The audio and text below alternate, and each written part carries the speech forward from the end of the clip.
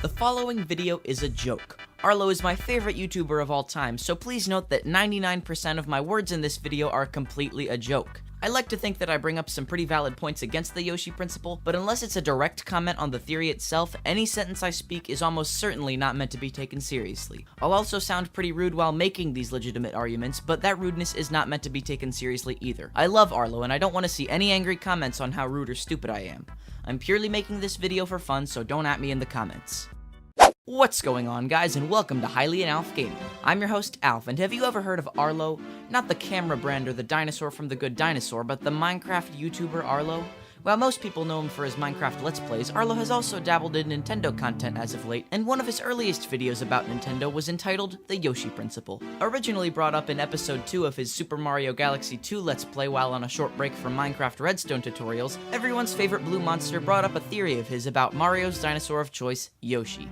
This theory will be explained in great detail shortly, but for the time being, let's discuss what Arlo has done to himself with this theory. Many of his fans saw it as an innocent and shockingly correct pattern in the Mario games, others brushed it off as a funny coincidence, but none have challenged this Yoshi Principle like I'm about to today.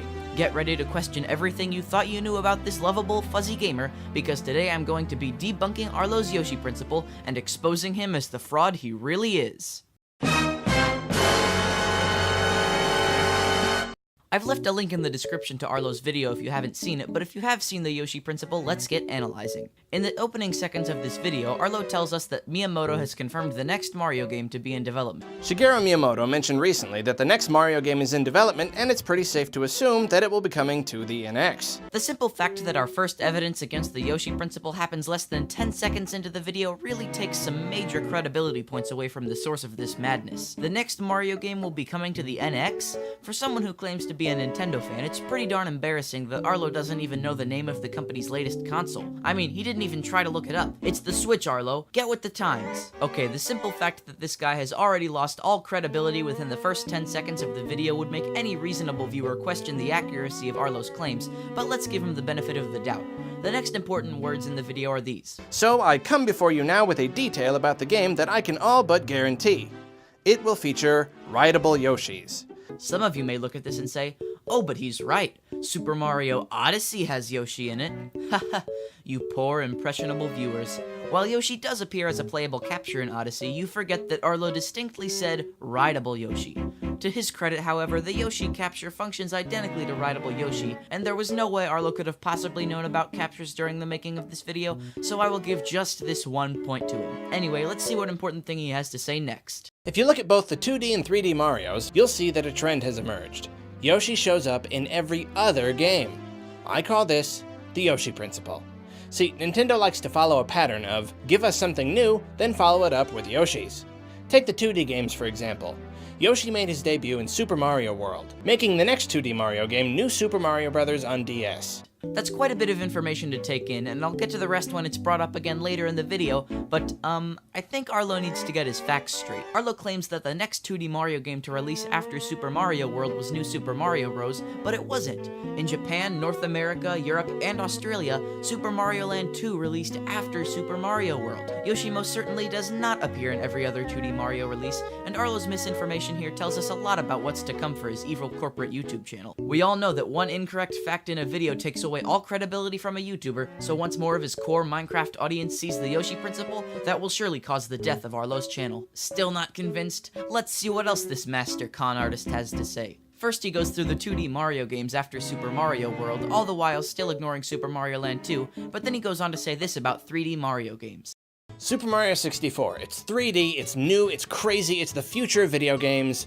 No Yoshi. Super Mario Sunshine, the long-awaited sequel to 64, same format of hub world with portals, Yoshi. Well, Arlo, while this does fit nicely into your already otherwise flawed theory of alternating Yoshis, your theory is based somewhere beyond that. You say that the reason for the alternating Yoshi appearances is that Nintendo likes to follow a pattern of give us something new, then follow it up with Yoshis. Yoshi often acts as the game's gimmick to keep an otherwise samey Mario game feeling fresh, but that's not the case with Super Mario Sunshine. The Flood Pack and tropical theme was what kept Mario Sunshine fresh, and even though Yoshi appeared in the game, he was very underused, which you'd know if you'd seen my review of Super Mario Mario Sunshine?